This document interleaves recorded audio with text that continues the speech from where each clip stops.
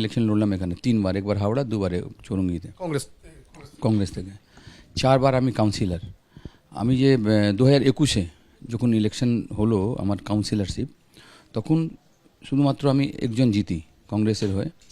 কিন্তু এখানে যা তাণ্ডব ওই মমতা বাহিনী বা অভিষেক বাহিনীকে নিয়ে, পুলিশ বাহিনী, গুন্ডা বাহিনী, সকাল 5টা থেকে ইলেকশনে স্টার্ট হয় 7টায়, কিন্তু 5টা থেকেই লোক জোগাড় শুরু করলো ওরা। আর সেখান থেকে হাজারে হাজার লোক, পুলিশও খুব কম হলে এক একটা বুথে 200-300 করে পুলিশ পোলিং স্টেশনের বাইরে।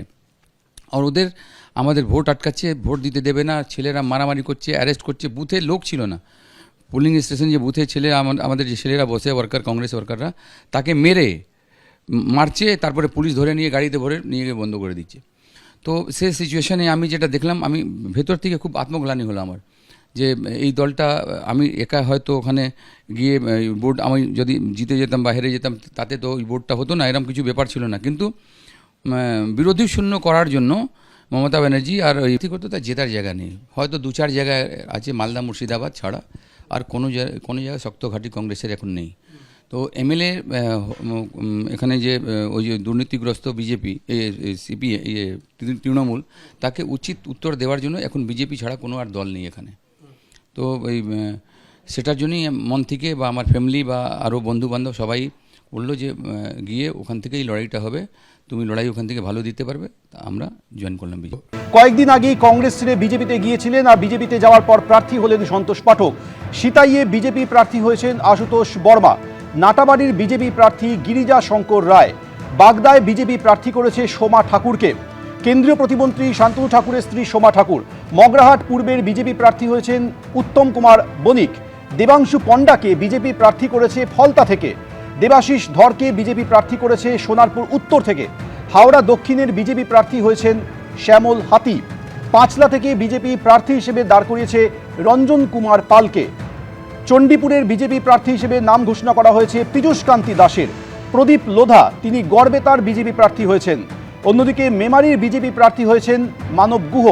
বারাবণী থেকে এবার লড়তে চলেছেন বিজেপি প্রার্থী হিসেবে অরিজিৎ রায়। ময়নাগুড়িতে অবশ্য প্রার্থী বদল করেছে বিজেপি। ময়নাগুড়ির নতুন বিজেপি প্রার্থী হচ্ছেন ডালিম রায়। আগে কৌশিক রায়কে প্রার্থী হিসেবে ঘোষণা করা হয়েছিল বিজেপির তরফে, কিন্তু প্রার্থী বদলের দাবিতে একাধিকবার বিক্ষোভ হয়। তারপর ময়নাগুড়িতে নতুন বিজেপি প্রার্থী হচ্ছেন ডালিম রায়।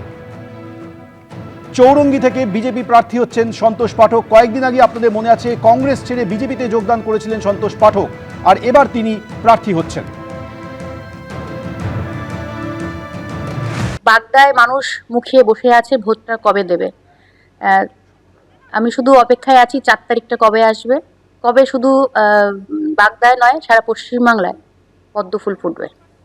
করার কোনো বিষয় নাই।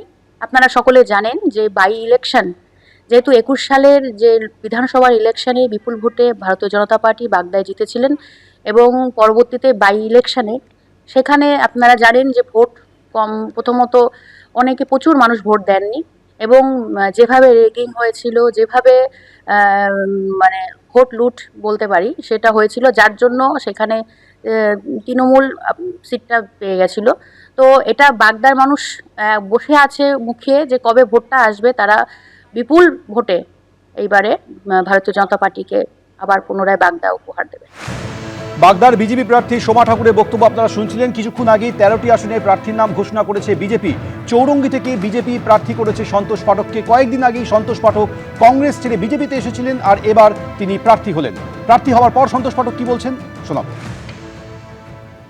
এবিপি আনন্দ, এগিয়ে থাকে, এগিয়ে রাখে।